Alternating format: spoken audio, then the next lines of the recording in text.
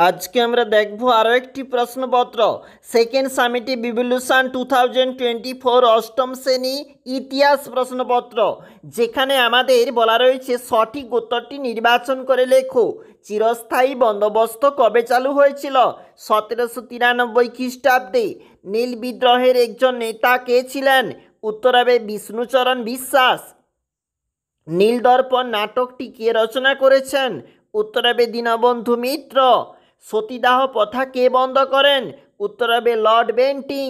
বাংলা ভাষায় প্রথম সাপ্তাহিক পত্রিকা কোনটি? উত্তর হবে সমাচার দর্পণ।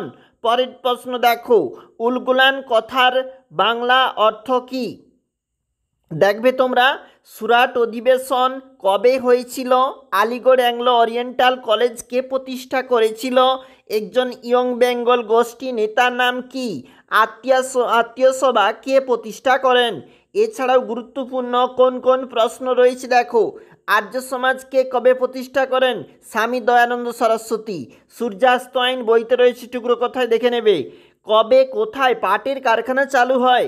অবশিল্পায়ন কাকে বলে? সাঁওতাল বিদ্রোহের দুজন নেতার নাম লেখো। সিধো কানহু। কোথায় কবে জাতীয় কংগ্রেসের প্রথম সভা বসে? এছাড়াও 5 নম্বরের জন্য যে প্রশ্ন দেখে রাখবে, সমাজ সংস্কারক হিসাবে রাজা রামমোহন রায়ের অবদান লিখো।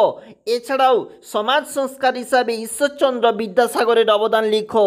অবশ্যই দেখে রাখবে প্রশ্নগুলি।